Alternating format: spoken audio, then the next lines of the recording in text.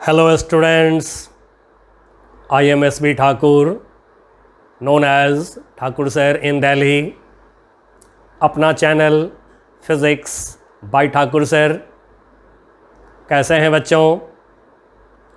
आप लोगों ने concepts of physics by doctor S.C. Verma इस बुक से चैप्टर 30 एक्सरसाइज के प्रॉब्लम नंबर 10 तक सॉल्व कर लिए हैं। अब हम लोग प्रॉब्लम नंबर 11 से आगे की प्रॉब्लम को सॉल्व करेंगे। और बच्चों, यदि आपको कॉन्सेप्ट की ज़रूरत फील हो तो आप जो हैं ठाकुर सर यूट्यूब पर डालिए या फिर अपने चैनल का नाम लिखिए फिज़िक्स बाय ठाकुर सर। आपको इलेक्ट्रोस्टैटिक्स का प्लेलिस्ट मिल जाएंगे, उसमें डिटेल में electric flux and Gauss's law आपको मिल जाएंगे। तो वहाँ से आप कॉन्सेप्ट ले सकते हैं और प्रॉब्लम को खुद से सॉल्व कर सकते हैं। आइए बच्चों, हम लोग शुरू करते हैं। प्रॉब्लम नंबर 11 हमारा क्या है? प्रॉब्लम कर रहा है a charge capital Q is distributed uniformly with in the material of a hollow sphere of inner and outer radii R1 and R2 figure 30E4। हमें चार्ज दे दिया गया है, गिवन टोटल चार्ज हमारा क्या है Q, total charge is Q दिया गया है और with in the volume of the material. Now ये हम ले रहे हैं हॉलो स्फीयर, जिस हॉलो स्फीयर का इनर रेडियस ये हमें प्रॉब्लम ने बता दिया है R1 सेंटर पे O एंड आउटर रेडियस बता दिया गया है हमें R2 आउटर रेडियस। अब ये है मटेरियल हॉलो स्फीयर की, ये मटेरियल है। और बच्चों, जैसा कि आपको पता है एटम से इलेक्ट्रॉन का लॉस गेन जब होता है देन एटम पे चार्ज होते हैं, तो मटेरियल में एटम होंगे एंड सो मटेरियल में चार्ज होंगे। अब हमें इस मटेरियल में पता लगा लेना चाहिए वॉल्यूम चार्ज डिस्ट्रीब्यूशन। अब आपको पता है कि वॉल्यूम डेंसिटी ऑफ चार्ज या क्यूबिकल डेंसिटी ऑफ चार्ज क्या होता है? Volume density of charge, volume density of charge या इसी को लोग क्यूबिकल डेंसिटी ऑफ चार्ज बोलते हैं। मैं इसको रो लिख रहा हूँ। This is charge upon volume, charge upon volume. Now charge total क्या है Q। अब वॉल्यूम, इस मटेरियल की वॉल्यूम कितना होगा? ये जो मटेरियल है इसकी वॉल्यूम निकालना होगा। तो क्या करिए, आउटर जो स्फीयर है इसकी वॉल्यूम निकाल लीजिए, इसमें से जो इनर स्फीयर है इसके वॉल्यूम को माइनस कर लीजिए, तो आपको मटेरियल का वॉल्यूम मिल जाएंगे।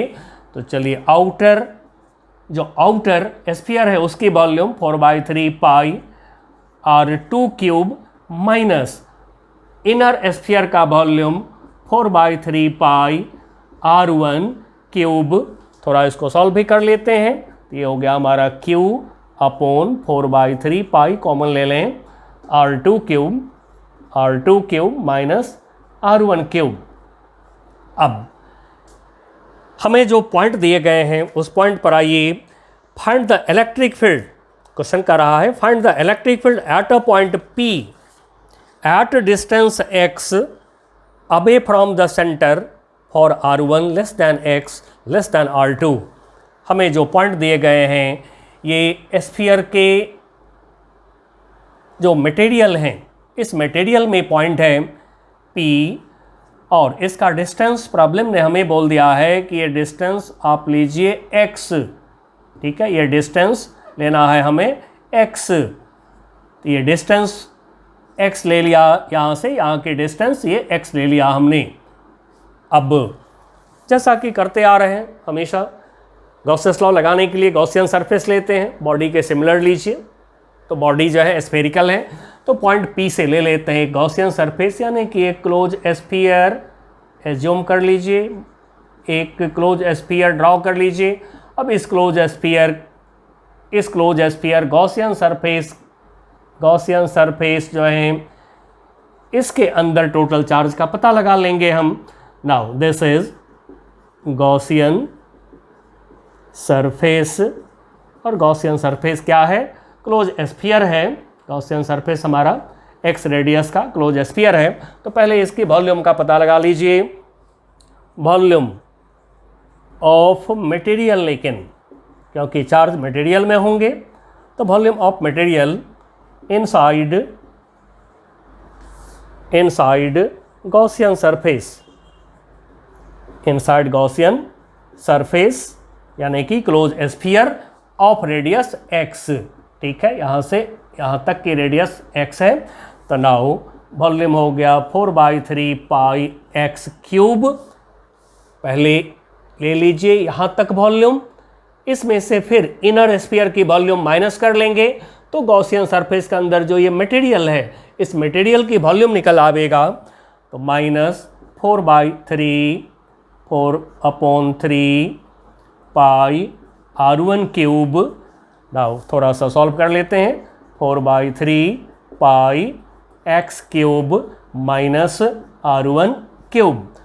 अब इस गॉसियन सरफेस के अंदर हमें पता लगा लेना है कि टोटल चार्ज कितने हैं, तभी गॉसेस लॉ हम लोग यूज करेंगे।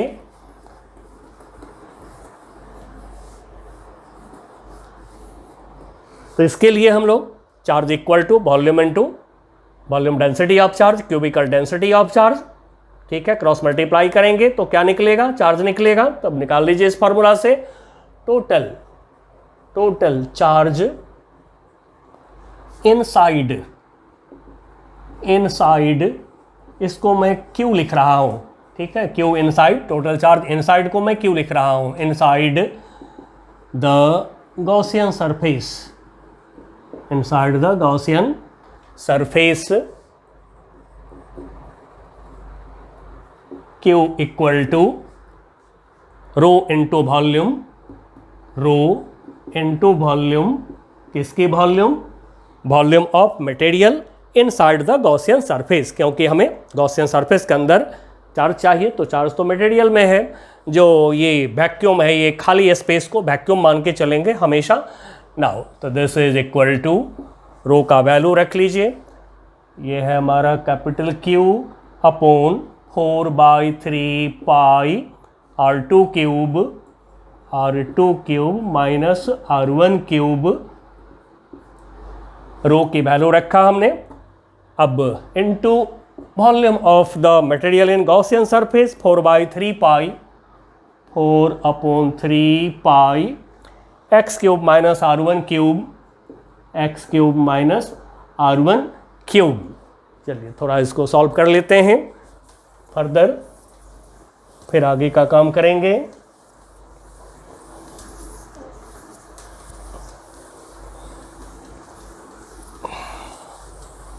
नाउ इसको सॉल्व करेंगे थोड़ी सी। 4/3 पाई कैंसल हो गया। Now this equal to capital Q numerator में x cube minus R1 cube, x cube minus R1 cube numerator में, डिनोमिनेटर में R2 cube minus R1 cube. अब जो है गॉसियन सरफेस के लिए लगा दीजिए गॉसेस लॉ। तो by Gauss's law over the Gaussian surface total electric flux E electric field at point P dot ds small area vector, और जैसा कि सॉल्व करते आ रहे हैं स्मॉल एरिया वेक्टर ds लेते हैं। इलेक्ट्रिक फील्ड पॉजिटिव चार्ज है तो रेडियली आउटवर्ड, नेगेटिव चार्ज होगा रेडियली इनवर्ड, और E डॉट ds को आप इंटीग्रेट करते हैं, टोटल इलेक्ट्रिक फ्लक्स मिलता है over the close surface. And so close path के लिए इंटीग्रेशन का सिंबल, क्लोज पाथ के लिए इंटीग्रेशन के सिंबल देते हैं। Now equal to total charge inside upon epsilon nought. चलिए पहले इसको हम सॉल्व कर लें। तो जैसा कि स्फीयर में आप लोग पीछे भी किए हैं कि E डॉट ds जब हम यहाँ पर लेते हैं तो E और ds area vector same line के अलॉन्ग होते हैं, यानी perpendicular to the surface, area vector भी है, इलेक्ट्रिक फील्ड भी हमारा होता है, एंड सो दोनों के बीच का एंगल 0 डिग्री हमेशा होते हैं स्फीयर के केस में। Now E dot D S, दोनों के बीच angle 0 degree, and so E D S cos 0 degree, E D S cos 0 degree equal to Q upon epsilon note. Now E को out करिए, क्लोज पाथ की integration D S integration for close path, close surface Q upon epsilon note. Now E multiply D S Gaussian surface की total surface area, तो Gaussian surface हमारा जो है x radius का sphere है, तो सरफेस एरिया हो गया इसका 4 pi x square. Now Q upon epsilon note. Now E equal to, हमेशा यही रिजल्ट मिले हैं जो हम लोगों ने काम किया स्फेरिकल सरफेस के लिए, यही रिजल्ट आपको मिले हैं, ठीक है, इससे पहले भी मिले हैं, सेम रिजल्ट मिला हुआ है। अब हम क्यू का वैल्यू रख लेंगे, क्यू इनसाइड गॉसियन सरफेस ये है हमारे पास, ठीक है, क्यू इनसाइड गॉसियन सरफेस। अब इसको यहाँ डाल लीजिए, ले जाइए 4 pi x square right side, and so E electric field at point P this is equal to Q की वैल्यू अब हम रख रहे हैं capital q x cube minus R1 cube upon divided by R2 cube minus R1 cube, and 4 pi x square right side ले जा रहे हैं, तो फिर ये हो जाएंगे into 4 pi x square, and epsilon naught भी है नीचे, एप्सिलॉन नोट आप चाहें तो इसको जैसे लिखते आ रहे हैं 1/4 पाई एप्सिलॉन नोट एक जगह लिखते आ रहे हैं, तो इस तरह से भी आप लिख सकते हैं, ठीक है। तो आइए इसको हम लोग 1/4 पाई एप्सिलॉन नोट को एक जगह लिख लेते हैं। Now this equal to Q, इससे पहले 1/4 पाई एप्सिलॉन नोट लिख लेते हैं, चलिए 1/4 पाई एप्सिलॉन नोट एक जगह कर दें, जनरली यही लिखते आ रहे हैं शुरू से आप लोग। नाउ नोमिनेटर में Q x cube minus R1 cube, denominator में R2 cube minus R1 cube X square upon X square, ये निकल गया हमें ई का वैल्यू, ठीक है। This is E at point P, and positive charge है तो रेडियली आउटवर्ड ये मिलेगा इलेक्ट्रिक फील्ड का डायरेक्शन, और नेगेटिव चार्ज होता तो नेगेटिव चार्ज होने पर यूनिट पॉजिटिव टेस्ट चार्ज को नेगेटिव चार्ज अट्रैक्ट करता है, and so electric field inward हो जाते हैं। अब देखिए बच्चों, हमसे यहाँ पर कहा गया है आगे फर्दर इसी प्रॉब्लम में draw a rough graph showing the electric field as a function of x for 0 less than x less than 2R2। बच्चों मैंने ग्राफ पर एक बहुत ही अच्छा वीडियो बना करके दे रखा हूँ, शायद आपने देखा भी होगा, नहीं देखे हैं तो फिर निकालिए अपना प्लेलिस्ट ग्राफ्स इन फिजिक्स, ठीक है, उसमें सारे टाइप्स के ग्राफ्स जितने फिजिक्स में यूज होते हैं मैंने सबको सिखा दिया है ओनली बाय 2 प्रोसेसेस, बहुत ईजी ढंग से। और अगला ग्राफ का वीडियो जो है जिसमें कि हमने ग्राफ के न्यूमेरिकल भी सिखा दिया है ओनली बाय 2 प्रोसेसेस, चलिए तो उसको आप देख लेंगे। अब उसी के अकॉर्डिंगली अब हम यहाँ से ग्राफ प्लॉट करते हैं। तो ग्राफ के लिए लिया हमने इधर x, इधर के तरफ लिया हमने E इलेक्ट्रिक फील्ड ओरिजिन।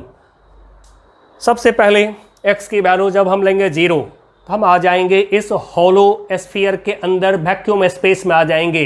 जैसा कि आपने पढ़ा हुआ है स्फेरिकल सेल के अंदर इलेक्ट्रिक फील्ड क्या होता है 0, क्योंकि वहाँ पर स्फेरिकल सेल के अंदर वैक्यूम के अंदर कोई चार्ज होते नहीं है, and so net electric field inside spherical shell 0 होते हैं, वैक्यूम स्पेस में 0 होते हैं, एंड सो जब x की वैल्यू 0 तो इलेक्ट्रिक फील्ड भी 0। अब देखिए बच्चों, x की वैल्यू बढ़ते बढ़ते बढ़ते बढ़ते जब R1 के इक्वल हो जाएंगे तब तक तो हम अंदर ही रहेंगे, इलेक्ट्रिक फील्ड 0 होगा, लेकिन जब हम यहाँ R1 डिस्टेंस पर पॉइंट लेंगे अब क्या होगा, तो चलिए इसमें रख कर देखते हैं। R1 रखिए यहाँ पर, जैसे ही R1 यहाँ भी रखिए x के, तो R1 cube minus R1 cube 0, यानी कि R1 डिस्टेंस तक इलेक्ट्रिक फील्ड 0 है। ग्राफ हमारा ये हो गया, ये हो गया, ये ग्राफ ड्रॉ कर रहे हैं, ये ग्राफ हो गया यहाँ से यहाँ तक, ये हो गया, ये ग्राफ हमारा हो गया, ये मैं डार्क कर दे रहा हूँ ग्राफ को ताकि आप पहचान लें। तो ये ग्राफ हो गया हमारा, ठीक है, थोड़ा डार्क कर दिया हूँ, पहचान में आ जाएगा। अब यहाँ से आगे जब x की वैल्यू बढ़ेंगे तो फिर रफ हमें बोल दिया गया है कि रफली ग्राफ ड्रॉ करिए। तो ऊपर एक्स क्यूब नीचे एक्स स्क्वायर, तो 2x ऊपर नीचे कैंसिल करिए तो x बचेगा।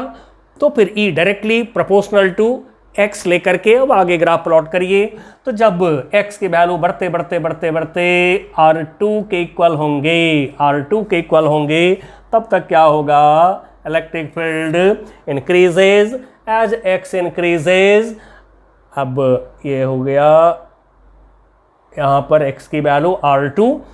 अब यहाँ से आगे जब हम अब यहाँ से आगे पॉइंट लेंगे तब क्या होगा बच्चों, आपने पढ़ा है कि किसी भी स्फीयर के यदि बाहर आपका पॉइंट है तो टोटल चार्ज को सेंटर पे कॉन्सेंट्रेटेड एज्यूम करते हैं और आप डायरेक्ट फार्मूला यूज करते हैं। अब ये डिस्टेंस यदि x है, आउटसाइड स्फीयर पॉइंट है हमारा, तो फिर इलेक्ट्रिक फील्ड यहाँ पर E क्या होता है, तो E होता है 1/4 pi epsilon not Q upon x square, ठीक है। और यदि पॉइंट सरफेस पर हो गया तो भी क्या करते हैं, टोटल चार्ज को सेंटर पे कॉन्सेंट्रेटेड सपोज करते हैं और डायरेक्ट फार्मूला आप लगाते हैं इलेक्ट्रिक फील्ड का। चलिए ध्यान रखेंगे। अब सरफेस से बाहर जब हम जाएंगे, आउटसाइड जब पॉइंट लेंगे P, तो फिर इस तरह से इलेक्ट्रिक फील्ड वेरी करेगा, यानी कि एक्स स्क्वायर नीचे है and so graph will be curve. और जैसा कि हमने आपको सिखा रखा है ग्राफ कब स्ट्रेट लाइन कब कर्व, पूरा वीडियो हमने बना के आपको दिया है बच्चों, आप उसको देख लेंगे, आप ग्राफ में कभी दिक्कत महसूस नहीं करेंगे। तो ये हमारे ग्राफ का पैटर्न हो गया। चलिए अब आते हैं नेक्स्ट प्रॉब्लम पर।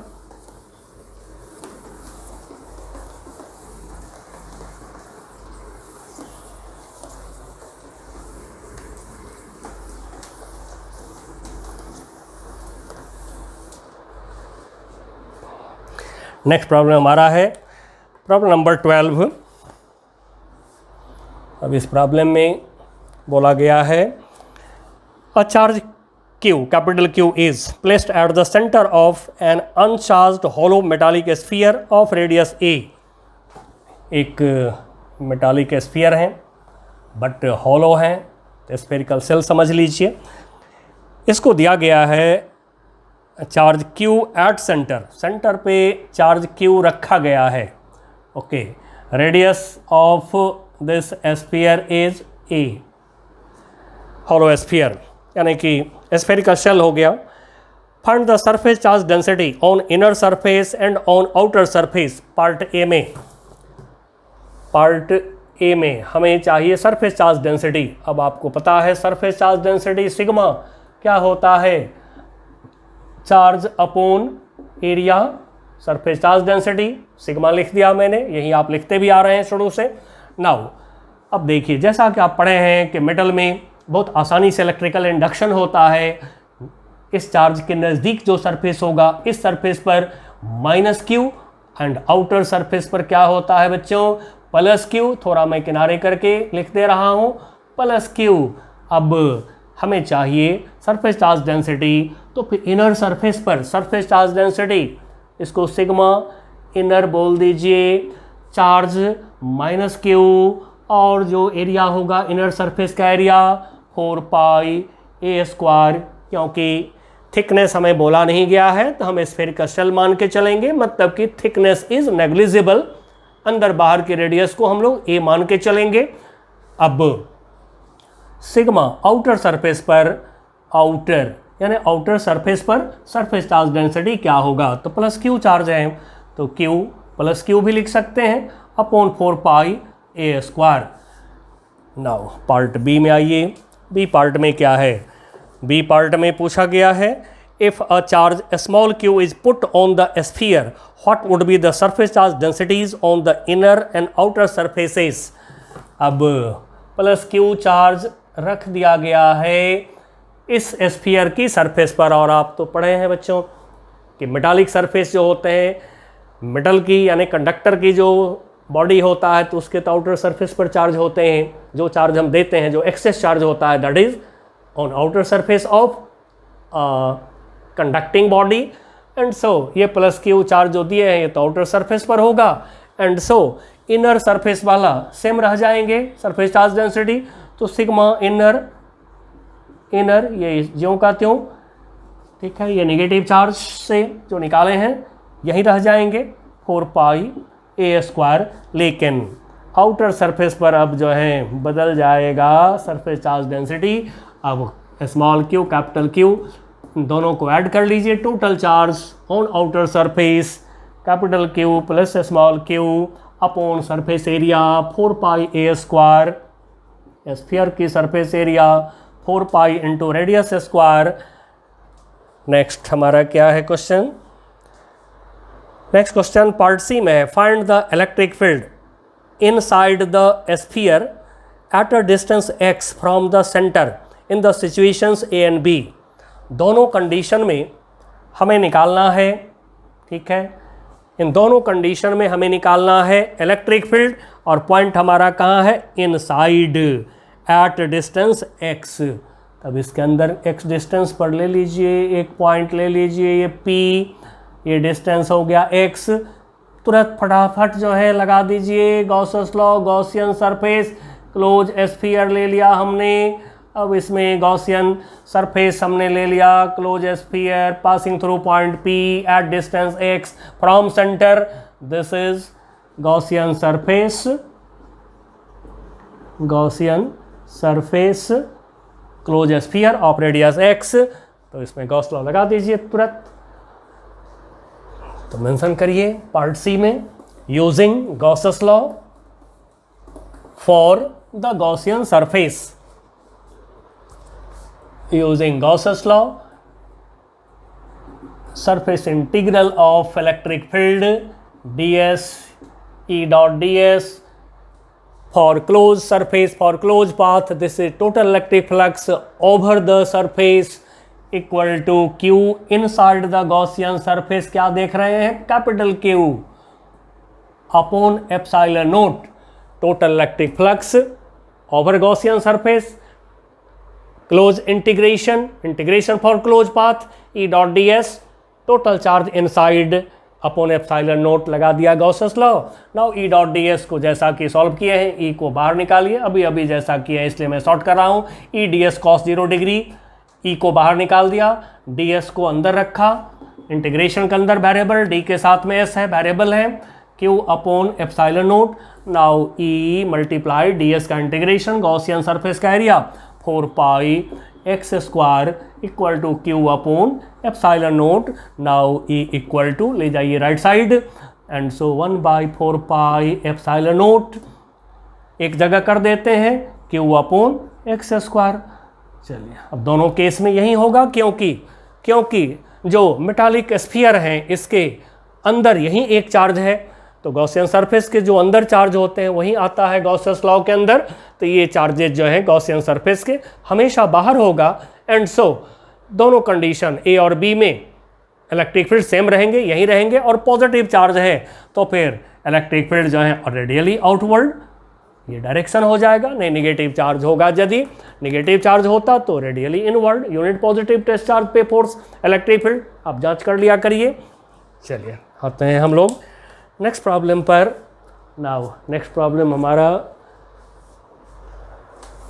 क्या है, नंबर 13, और बहुत आराम से प्रॉब्लम आप सॉल्व करिए, कॉन्सेप्ट आपके पास पूरा है, और कॉन्सेप्ट की ज़रूरत हो तो फिर आप कॉन्सेप्ट के लेक्चर देख लीजिए, इलेक्ट्रोस्टैटिक्स निकालिए प्लेलिस्ट, उसमें सारे टॉपिक्स डिटेल में आपको मिलेंगे, नोट्स के साथ मिलेंगे, और जैसा कि मैं हमेशा बोलता हूँ, वीडियो देखिए, नोट्स लिखिए, नोट्स से सारे प्रॉब्लम को मैच करके सॉल्व करिए, ठीक है। और नहीं सॉल्व हो तो डिस्क्रिप्शन बॉक्स में मेरा ईमेल आईडी है, आप मेरे ईमेल पर भेज दीजिए, जो भी प्रॉब्लम परेशान करे भेजिए, मैं उसका इलाज करता हूँ। चलिए नेक्स्ट प्रॉब्लम नंबर 13 क्या है हमारा, नंबर 13 में है, consider the following very rough model of beryllium atom.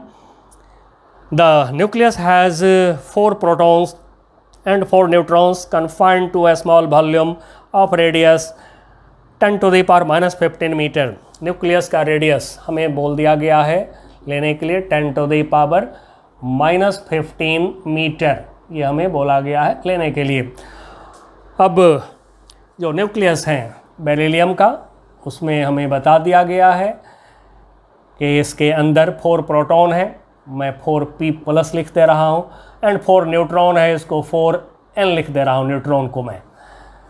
Next अब कर रहे हैं the 2 1s electron make a spherical charge cloud at an average distance 1.3 10⁻⁻11 metre from the nucleus. बच्चों, बोर्ड्स मॉडल ऑफ एटम जैसा कि आपने पढ़ा होगा, अब उसमें तो बोर्ड ने जो कहा था कि इलेक्ट्रॉन जो है सर्कुलर ऑर्बिट में न्यूक्लियस के चारों तरफ घूमता है, वहीं पर श्रोडिंगर ने बताया एटम का क्लाउड मॉडल। तो क्लाउड मॉडल ऑफ एटम जो श्रोडिंगर ने बताया, उसमें बताया कि न्यूक्लियस के चारों तरफ जो है इलेक्ट्रॉन की क्लाउड होते हैं। उस क्लाउड में जहाँ पर डेंसिटी हाईएस्ट होता है वहीं पर इलेक्ट्रॉन की होने की पॉसिबिलिटी होता है। ठीक है, तो ये है श्रोडिंगर का electron cloud model of atom. मान लीजिए कि ये है 1s क्लाउड। अब 1s क्लाउड का मतलब क्या? इलेक्ट्रॉनिक कॉन्फ़िगरेशन आप लिखते हैं जैसे 1s2 2s2। अब एटॉमिक नंबर 4 है तो नंबर ऑफ प्रोटॉन 4 हो गया, नंबर ऑफ इलेक्ट्रॉन भी क्या होंगे? 4 होंगे। तो फिर इलेक्ट्रॉनिक कॉन्फ़िगरेशन यदि बेरिलियम का लिखते हैं तो क्या होगा? 1s2 1s orbital 2s2। ठीक है, तो जो ऑर्बिटल हैं बिल्कुल क्लाउड के तरह है न्यूक्लियस के चारों तरफ। तो ये बता रहे हैं कि ये है 1s cloud, this is 1s cloud. इसको मैं इधर मेंशन करता हूँ, ये है 1s क्लाउड और इसमें 2 इलेक्ट्रॉन, जैसा कि आप खुद भी जानते हैं 1s ऑर्बिटल में 2 इलेक्ट्रॉन होते हैं। कहीं पर दिखा लीजिए, मान लीजिए एक इलेक्ट्रॉन यहाँ दिखा दिया हमने, एक इलेक्ट्रॉन मैंने यहाँ दिखा दिया, कोई बात नहीं, नज़दीक में भी दिखा सकते हैं। अब इसका रेडियस हमें बता दिया गया है, 1s क्लाउड का रेडियस हमें बता दिया गया, मैं इसको R1 बोल रहा हूँ। अब ये R1 1s क्लाउड का क्या है रेडियस? चलिए R1 देखते हैं। R1, ये R1 हमारा है 1.3 10⁻⁻11 1.3 10⁻⁻11 मीटर।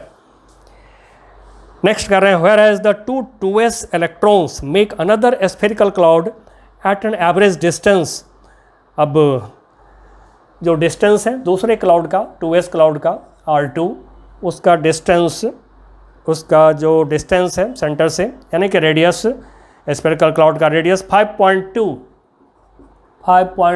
इंटू 10⁻⁻11 मीटर दे दिया गया हमें फ्रॉम द न्यूक्लियस, न्यूक्लियस से R2 डिस्टेंस पर। चलिए अब 2s क्लाउड को मैं दिखा रहा हूँ, ये दिखा रहा हूँ 2s क्लाउड को, ये दिखा दिया मैंने 2s क्लाउड को। दिस इज 2s क्लाउड और 2s क्लाउड की जो रेडियस है, इस रेडियस को मैं R2 बोला हूँ, इसको बोल दिया, इस रेडियस को बोल दिया R2। ठीक है, यहाँ से यहाँ तक ये रेडियस R2 बोल दिया 2s क्लाउड का। इसमें भी 2 इलेक्ट्रॉन होगा, तो फिर कहीं पर दिखा लीजिए इलेक्ट्रॉन को, जहाँ मन करे वहाँ। मान लीजिए हमने यहाँ दिखा दिया एक इलेक्ट्रॉन मैं इसके अपोजिट में दिखा देता हूँ। ऐसे तो श्रोडिंगर ने जो कहा था मैंने बताया आपको, जहाँ पर डेंसिटी क्लाउड का मैक्सिमम होते हैं वहीं पर इलेक्ट्रॉन की होने की संभावना होता है इस क्लाउड मॉडल ऑफ एटम में। नाउ अब हमसे क्वेश्चन में डिमांड क्या है, आइए डिमांड देखते हैं। डिमांड हमारा है find the electric field, electric field निकालिए a point just inside 1s cloud and B part में है a point just inside 2s cloud. चलिए 1s क्लाउड के जस्ट इनसाइड पॉइंट लीजिए। चलिए जस्ट इनसाइड पॉइंट हम ले रहे हैं, बिल्कुल एकदम टच करता हुआ एक पॉइंट ले लिया हमने। इस पॉइंट को बोल दिया P1, this point is P1। अब इस पॉइंट P1 पर हमें इलेक्ट्रिक फील्ड चाहिए। चलिए eight point P1 electric field चाहिए तो क्या करें? गॉस लॉ लगा लीजिए, तुरंत जो है गॉसियन सरफेस ड्रॉ कर लीजिए। तो बिल्कुल इसको टच करता हुआ, बिल्कुल जस्ट इनसाइड बोला है, प्रॉब्लम नहीं, तो जस्ट इसके नज़दीक से गॉसियन सरफेस ड्रॉ करिए। अब मैं ये गॉसियन सरफेस ड्रॉ कर रहा हूँ, just touching the cloud, one is cloud, and so इस गॉसियन सरफेस का जो रेडियस होगा अप्रॉक्सीमेटली R1 हो जाएंगे। तो बच्चों अब मैं इसको ऐसे दिखा रहा हूँ, ये इशारा किया इसको ऐसे, दिस इज गॉसियन सरफेस और इसका रेडियस अप्रॉक्सीमेटली, जो अंदर से दिखा दिया मैंने गॉसियन सरफेस, इसका जो रेडियस होगा वन एस क्लाउड के रेडियस के ही अप्रॉक्स होगा, रेडियस इक्वल टू R1। तब इसके लिए लगा दीजिए गॉसेस लॉ। तो using Gauss's law for the Gaussian surface of radius R1, integration over close surface E dot ds equal to total charge inside. अब देखिए इस गॉसियन सरफेस, ये है गॉसियन सरफेस हमारा, दिस इज गॉसियन सरफेस, इसके अंदर total charge कितने देख रहे हैं, 4 प्रोटॉन है, 4p प्लस हमने लिख दिया है। 4 प्रोटॉन की चार्ज कितना होगा, 4e होगा अपॉन एप्सिलॉन नोट, तो total charge inside Gaussian surface upon epsilon note. Now E dot ds को सॉल्व किए, ई ds cos 0 डिग्री होता है, हमेशा करते आ रहे हैं पहले से ही। नाउ ई को बाहर निकाला, integration ds E ds cos 0 degree now equal to 4e upon epsilon nought, ds का integration s total surface area, तो इस गॉसियन सरफेस का radius R1 and so surface area हो जाएगा 4 pi R1 square, now 4e upon epsilon note, now e equal to 1/4 pi epsilon nought, एक जगह कर लीजिए, 4e अपॉन R1 स्क्वायर। अब हम वैल्यूज रख लेते हैं, तो वैल्यू 9 इंटू 10⁹9। नाउ 4e यानी 4 इलेक्ट्रॉन की चार्ज, प्रोटॉन की चार्ज इक्वल टू 1.6 10⁻⁻19 कूलम रख लिया। नीचे डिनोमिनेटर में R1 स्क्वायर 1.3 का स्क्वायर अलग कर लेते हैं, इंटू 10⁻11 का स्क्वायर अलग करके कर लीजिए। चलिए अब इसको मैं जल्दी से कैलकुलेट कर देता हूँ।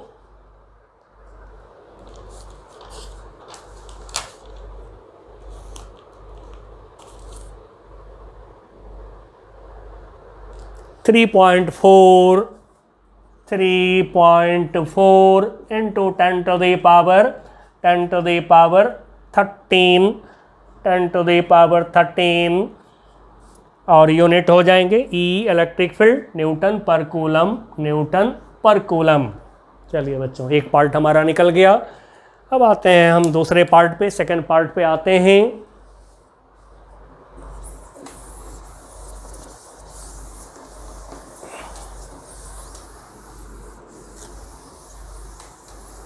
बिल्कुल इसी तरह से सेकंड पार्ट में भी कर लीजिए, सब एक ही तरीका से करिए। गॉसेस लॉ तो यूज करने में बिल्कुल आसान होता है।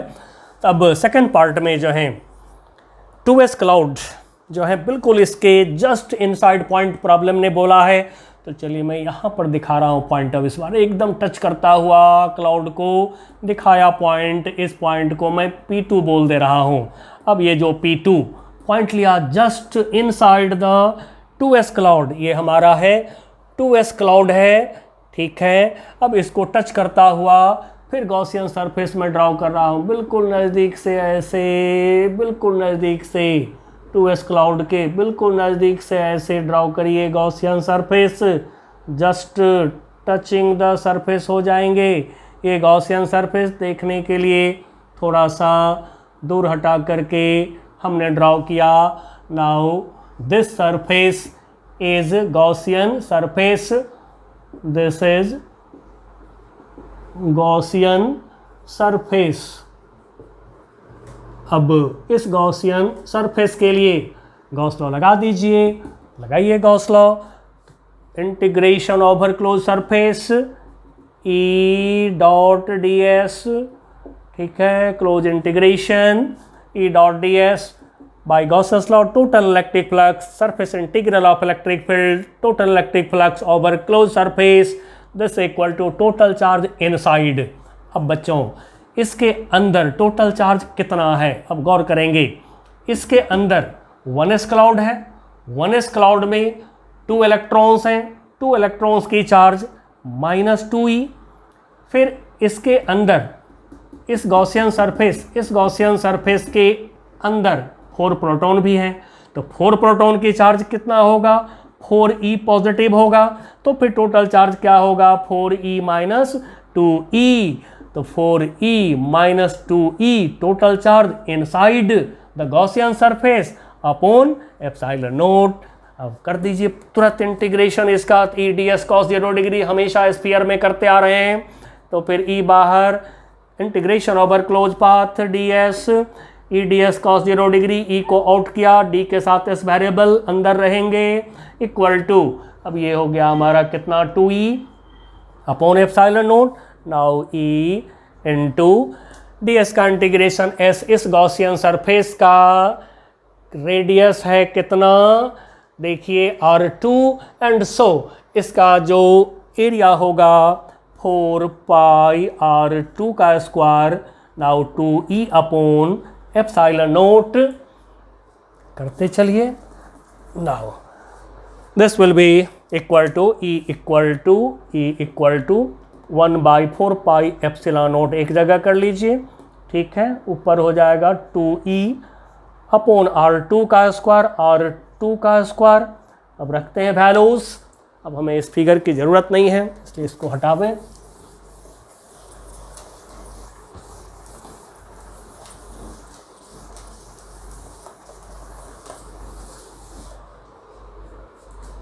Now this is equal to 9 into 10 to the power 9, 2 into electron की charge 1.6, 10 to the power -19 electron proton की चार्ज अपॉन R2 का स्क्वायर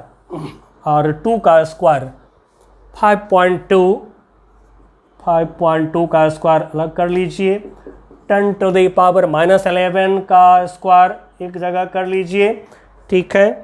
तो ये हो गया 9 into 10 to the power 9, 2e, 2 proton की charge, e charge of proton, नीचे R2 का स्क्वायर कर लिए। चलिए अब इसको ज़रा कैलकुलेट करते हैं, कैलकुलेट करके देख लेते हैं कितना आता है।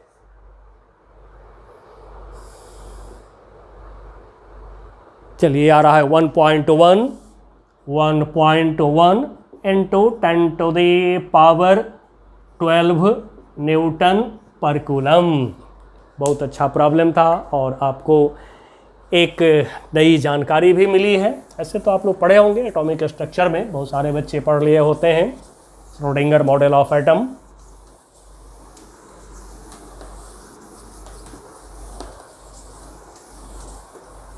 नाउ नेक्स्ट प्रॉब्लम हमारा क्या है, नंबर 14 प्रॉब्लम में हमें दिए गए हैं, find the magnitude of electric field at a point 4 centimetre away from a line charge of density 2 10 to the power -6 coulomb पर मीटर। चलिए लीनियर चार्ज डेंसिटी दिया गया है, जैसा कि आपने पढ़ा है।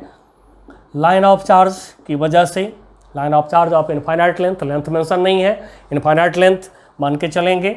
अब इसमें पढ़े हैं आप r डिस्टेंस पर जो इलेक्ट्रिक फील्ड होता है, ठीक है, यूनिट पॉजिटिव टेस्ट चार्ज को रखा, क्या होगा, ये positive line of charge repel करेगा, यूनिट पॉजिटिव टेस्ट चार्ज को रिपेल करेगा, and so electric field unit positive test charge पे फोर्स।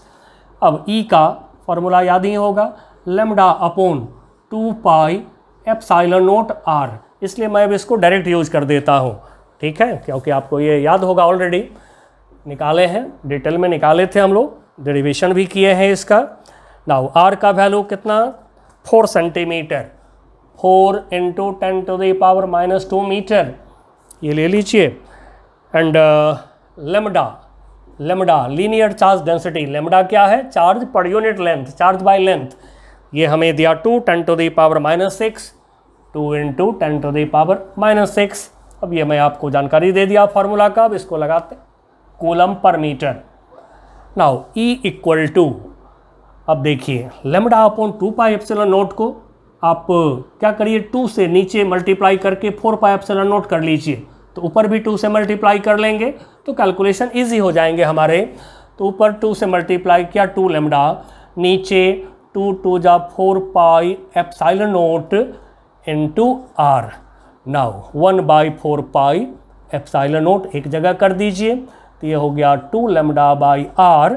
नाउ 9 इंटू 10⁻9 लिख लिया। 2 लेमडा की वैल्यू 2 इंटू 10⁻⁻6 अपॉन आर की वैल्यू 4 इंटू 10⁻⁻2। ठीक है, अब देखिए इसको कैलकुलेट कर दें हम लोग। 2 2 जा 4 से 4 कैंसिल हो गया। नाउ दिस इज 9 इंटू 10⁻9 और ये ले जाइए ऊपर, तो 11 - 6 यानी कि 10⁻5 न्यूटन पर कूलम। चलिए ये निकल गया हमें। नाउ आते हैं नेक्स्ट प्रॉब्लम पर। नेक्स्ट प्रॉब्लम हमारा क्या है? Problem number 15। ये भी लाइन ऑफ चार्ज का ही है, इसी का प्रॉब्लम है। चलिए ये मैं थोड़ा सा छोड़ देता हूँ यहाँ पर, एक रिवीजन बीच बीच में मैं डाल दिया करता हूँ ताकि आपको याद आ जाए। और इसी से रिलेटेड है हमारा 15 नंबर।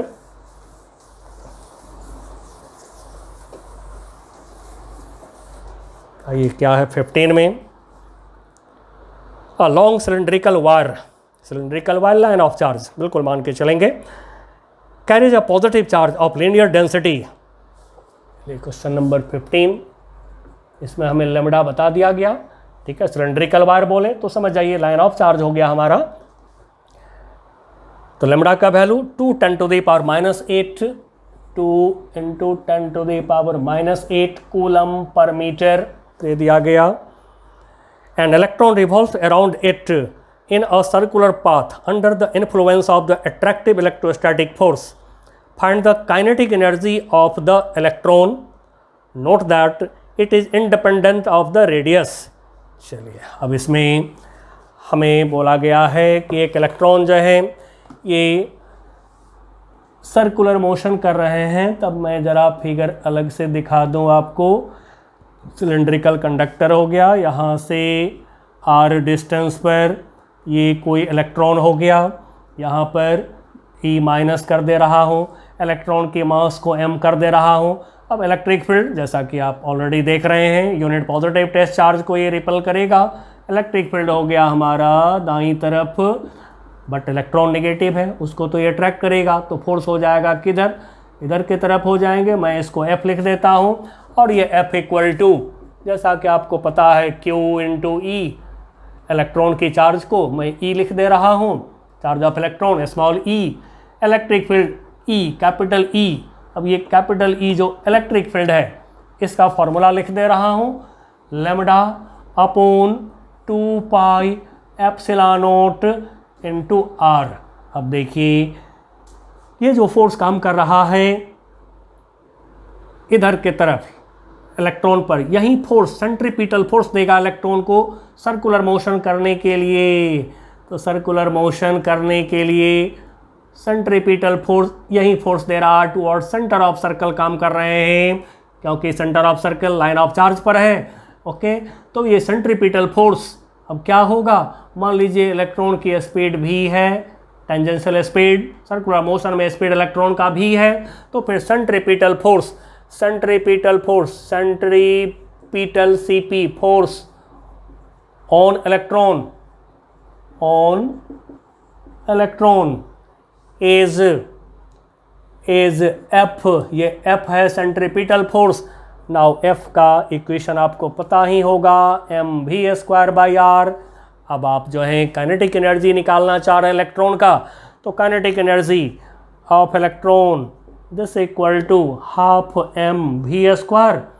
नाउ अब आपकी इच्छा हो तो mv² का वैल्यू यहाँ रख लीजिए, या फिर इसमें से v का वैल्यू रख लीजिए, जैसे भी अब आपकी मर्जी है आप इसको रख लीजिए, ठीक है। तो f आ जाएगा, फिर यहाँ से f की वैल्यू रख लीजिए। तो सोल्यूशन तो आप पर डिपेंड करता है, हल्का सा सोचेंगे, थोड़ा सा सोचेंगे तो सोल्यूशन हो ही जाते हैं। इसे सोल्यूशन में कभी भी घबराएंगे नहीं, सोल्यूशन हमेशा मज़े से करिए, कॉन्फिडेंस के साथ, ठीक है। नाउ तो मैं इसको डायरेक्ट लिख दे रहा हूँ, हाफ mv² की जगह पर f इंटू आर में लिख रहा हूँ, तो ये हो गया f into R.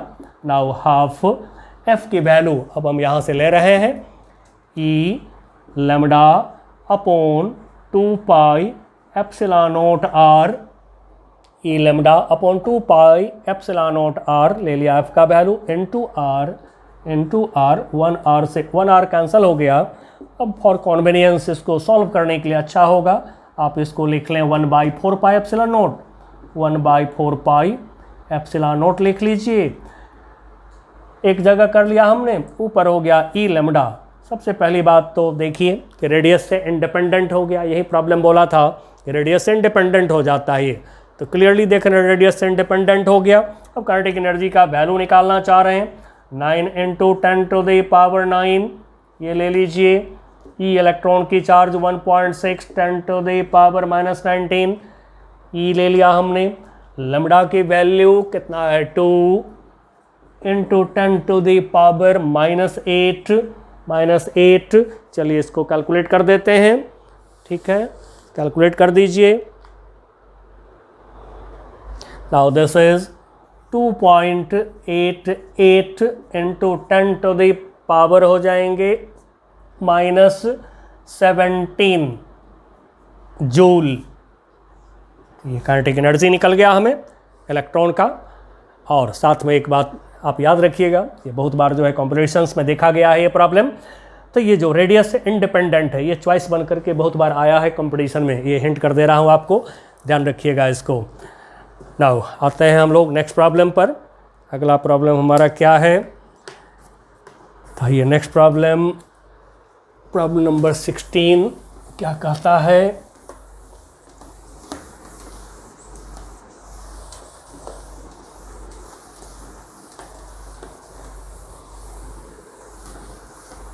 Now problem number 16 में क्या है क्वेश्चन हमारा, नंबर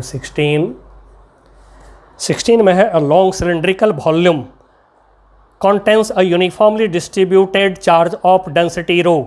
हमें दे दिया गया है volume density of charge, cubical density of charge हमें दे दिया गया है, वॉल्यूम डेंसिटी ऑफ चार्ज ये हमें रो बोल दिया गया है, this equal to row.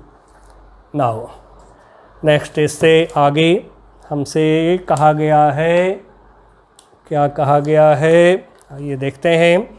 Find the electric field at a point P inside the cylindrical volume at a distance x from its axis. एक सिलेंड्रिकल वॉल्यूम हमें दिखाया गया है, ये हो गया सिलेंड्रिकल वॉल्यूम, इसके एक्सिस हमें दिखा दिए गए हैं, ये इसके एक्सिस हो गया। नाउ अब इसमें x डिस्टेंस पर पॉइंट P दिख रहा है, ये पॉइंट P दिखाई दे रहा है।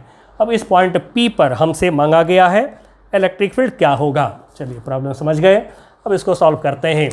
जैसा कि बच्चों लाइन ऑफ चार्ज में हम लोगों ने काम किया, गॉसियन सरफेस कैसा लेते हैं, सिलेंड्रिकल लेते हैं, ले लीजिए।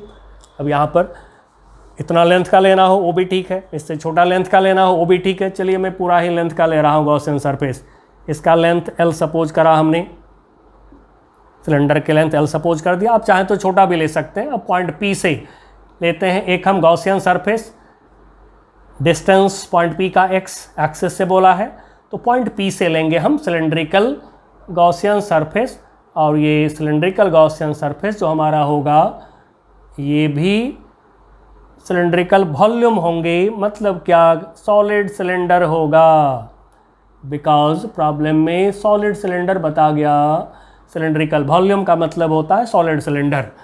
अब ये जो सिलेंड्रिकल वॉल्यूम है इसके अंदर कितने चार्ज हैं, ये गॉसियन सरफेस के अंदर, ठीक है, ये गॉसियन सरफेस हमारा हो गया passing through point P। This is cylinder of length L and radius X। ये है Gaussian surface, cylindrical Gaussian surface यानी close cylinder, radius X, length L, radius X। अब इसकी वॉल्यूम निकाल लेते हैं। Volume of Gaussian surface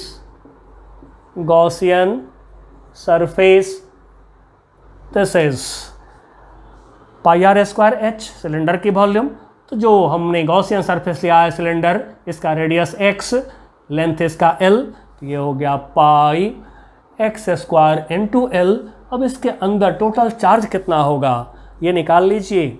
Gauss law लगाना है तो total charge inside the Gaussian surface, total charge, इसको मैं Q बोल रहा हूँ, इनसाइड द गॉसियन सरफेस यानी close cylinder, Gaussian surface means close cylinder of radius X, length L। तो charge will be equal to volume into volume density of charge, ठीक है, जैसा कि रो का फॉर्मूला ऑलरेडी अब आपको याद हो गया होगा। रो क्या होता है, चार्ज बाई वॉल्यूम होता है, ठीक है। तो फिर charge equal to rho into volume. तो ये वॉल्यूम हमारा है वॉल्यूम है pi X square L into rho. चलिए हम लोगों ने चार्ज इनसाइड गॉसियन सरफेस निकाल लिया। अब बच्चों, जैसा कि हम लोगों ने लाइन ऑफ चार्ज में काम किया था, जो सिलेंडर लेते हैं, सिलेंडर में रेडियली पॉजिटिव चार्ज है तो रेडियली आउटवर्ड इलेक्ट्रिक फील्ड होते हैं, नहीं नेगेटिव चार्ज है तो रेडियली इनवर्ड इलेक्ट्रिक फील्ड होते हैं। अब इलेक्ट्रिक फील्ड यहाँ पर मैंने E बोल दिया, यहाँ पे इलेक्ट्रिक फील्ड को मैं E1 बोल दे रहा हूँ, ठीक है। यहाँ पे इलेक्ट्रिक फील्ड को मैं E2 बोल दे रहा हूँ। अब देखिए, जैसा कि हम लोगों ने लाइन ऑफ चार्ज के समय काम किया है, अब ये जो कर्व सरफेस है, इस कर्व सरफेस पर इलेक्ट्रिक फील्ड परपेंडिकुलर है। तो इस कर्व सरफेस पर जो इलेक्ट्रिक फ्लक्स होगा, इसको मैं φ1 से डिनोट कर रहा हूँ, इंटीग्रेशन E.ds, और कर्व सरफेस के लिए इंटीग्रेट करेंगे तो 0 टू कर्व सरफेस का एरिया 2 पाई XL कर दीजिए इंटीग्रेट। अब E और DS सेम डायरेक्शन में, यदि आप एरिया वेक्टर लिख के दिखाना चाहें तो एरिया वेक्टर छोटा सा DS ले लिया हमने। DS area is also perpendicular, area vector perpendicular to surface, दोनों के बीच एंगल 0 डिग्री, ठीक है। बहुत लोग एन कैप लिखते हैं, आप भी एन कैप लिख सकते हैं इसके डायरेक्शन के लिए, कोई दिक्कत नहीं। तो ये हो गया हमारा E ds cos 0 degree, E को बाहर निकाला, इंटीग्रेशन ds और limit 0 to 2 pi XL curve surface के लिए, ठीक है ना। हम लोग निकाल रहे हैं कर्व सरफेस के लिए। इस कर्व सरफेस को मैं सरफेस नंबर 1 बोल दे रहा हूँ। इस पर हमने निकाला total electric flux over curve surface, अभी क्लोज नहीं, कर्व सरफेस लिया है ओनली। तो ये हो गया हमारा E इंटू 2 पाई ds का integration S, 2 pi XL minus 0 करेंगे 2 पाई XL। अब देखिए यहाँ पे जो सरफेस है, इस सरफेस पर यदि ds वेक्टर लेते हैं तो क्या होगा, मैं इसको ds1 बोल रहा हूँ, परपेंडिकुलर टू द प्लेन, दोनों के बीच एंगल 90 डिग्री। एंड सो इस सरफेस पर फ्लक्स, इसको मैं φ2 बोल दे रहा हूँ, इस सरफेस पर flux φ2 equal to E ds cos 90 degree 0। इस सरफेस पर परपेंडिकुलर फिर लेते हैं एरिया वेक्टर, इसको मैं ds2 वेक्टर बोल दे रहा हूँ, फिर इनके बीच का एंगल क्या देख रहे हैं 90 डिग्री। इस पे जो फ्लक्स है इसको मैं φ3 बोल देता हूँ, तो फिर φ3 will be also equal to E2 ds2 cos 90 degree equal to 0। Now total electric flux इसको मैं फाई बोल रहा हूँ, ओवर द गॉसियन सरफेस, ये जो सिलेंडर है एक्स रेडियस वाला, ओवर द गॉसियन सरफेस, सबको ऐड कर लीजिए, ओवर द गॉसियन सरफेस, सबको ऐड कर लें तो फाई इक्वल टू, ऐड करेंगे दिस प्लस दिस, तो क्या मिलेगा हमें, यही मिलेंगे ई इंटू 2 पाई एक्स एल। और बच्चों इसको आप ध्यान में भी रखिए, याद भी रखिए कि जो हम सिलेंडर लेते हैं, सिलेंडर में रेडियली होते हैं electric field, and so only curve surface जो है, इस कर्व सरफेस पर हमें मिलता है फ्लक्स, बाकी सर्कुलर कैप पे फ्लक्स 0 होते हैं। याद रखने से क्या होगा कि प्रॉब्लम थोड़ा जल्दी सॉल्व होता है।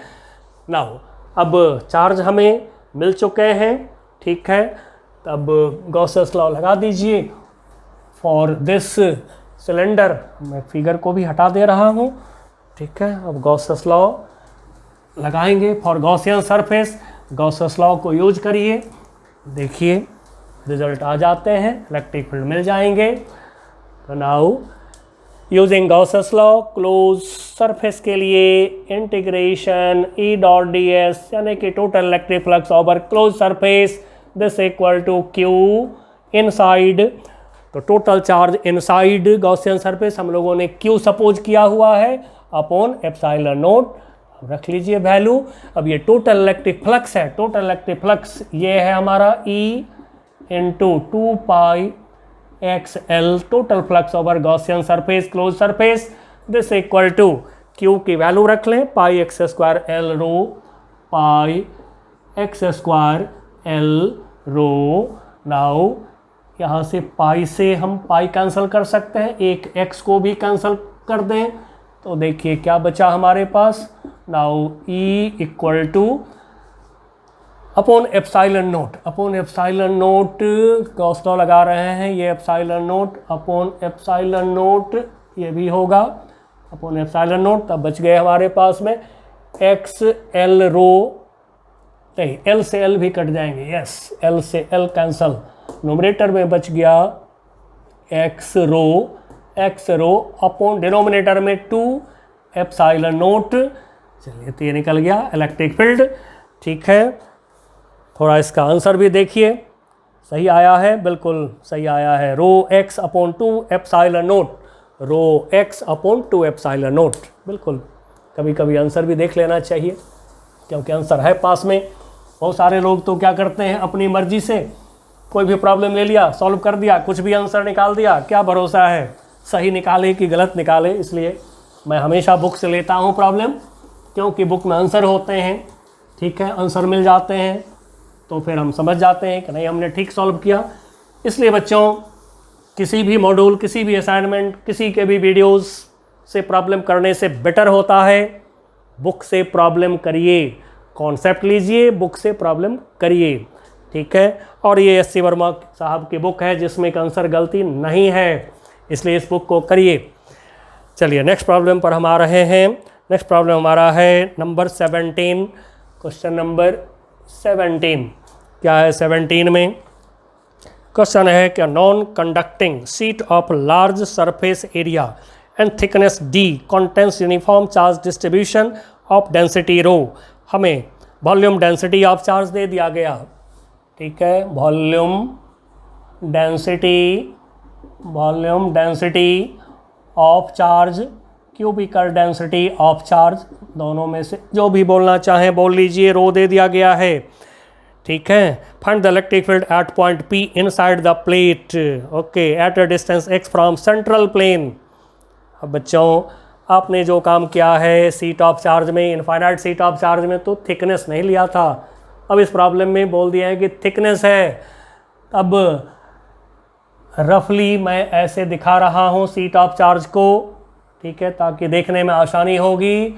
अब ये लिया हमने शीट ऑफ चार्ज, बट इसमें थिकनेस है, ये थिक है, ये मोटा है, ऐसे समझिएगा, ऐसे बिल्कुल ऐसे समझिएगा, ठीक है। मान लीजिए कि ठीक इसी तरह से एक बहुत मोटा सा बुक हो गया, ऐसे समझिए बिल्कुल। तो ये मोटा शीट ऑफ चार्ज है, थिकनेस है इसमें, ओके, बिल्कुल ऐसे मोटी बुक समझ लीजिए इसको। अब इसके अंदर जो है सेंट्रल प्लेन, इसको मैं डॉटेड कर दे रहा हूँ, ये सेंट्रल प्लेन। अब कह रहे हैं कि एक पॉइंट लेने के लिए डिस्टेंस x पर सेंट्रल प्लेन से पॉइंट P लीजिए और इस पॉइंट P पर इलेक्ट्रिक फील्ड निकालिए।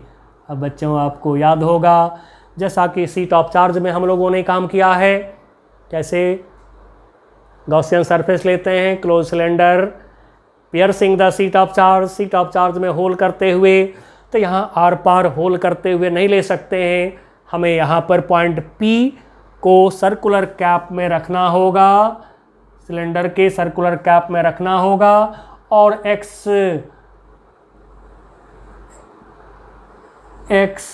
डिस्टेंस इधर, x डिस्टेंस इधर, दोनों तरफ जो है सर्कुलर कैप हमें लेना होगा, ये गॉसियन सरफेस लेना होगा इस तरह से। अब इधर डिस्टेंस x है तो फिर इधर भी डिस्टेंस x, यहाँ से ये डिस्टेंस भी सर्कुलर कैप का हो गया x। नाउ जैसे सिलेंडर में काम किए हैं सीट ऑफ चार्ज में, लीजिए यहाँ पर यूनिट पॉजिटिव टेस्ट चार्ज। अब ये पॉजिटिव चार्ज हैं, पूरे में पॉजिटिव चार्ज हैं, तो इलेक्ट्रिक फील्ड जो हमारा होगा सर्कुलर कैप पर दाईं तरफ, इसको E बोला, ओनली मैग्नीट्यूड में लिख रहा हूँ, जो एरिया है इसको ds बोला, ठीक है, perpendicular unit vector. Now similarly यहाँ पर यूनिट पॉजिटिव टेस्ट चार्ज रखेंगे तो फिर ये पॉजिटिव पूरा चार्ज जो है इस पर इधर के तरफ हमें जैसे सीट ऑफ चार्ज में काम किया बिल्कुल सेम समझ लीजिए, magnitude of electric field same लेंगे बिकॉज सेम डिस्टेंस x दोनों तरफ हम लोग ले रहे हैं, ठीक है। फॉर कॉन्वीनियंस आप जो है डिस्टेंस दोनों तरफ सेम सेम लीजिए। नाउ फिर जो ये सर्कुलर कैप का एरिया है ये ds, सिमिलरली यूनिट वेक्टर जो लेंगे हम इधर के तरफ, अब इसको मैं n डैश कैप कर दे रहा हूँ। और बच्चों जैसा कि आपको पता है सीट ऑफ चार्ज में इस सरफेस में इलेक्ट्रिक फ्लक्स हमें क्या मिले थे, याद करिए 0, तो फिर इस सरफेस में फ्लक्स जो हमारा है इस सरफेस में मैं यहीं पर लिख दे रहा हूँ, इसको फाई डैश लिख देता हूँ इक्वल टू 0।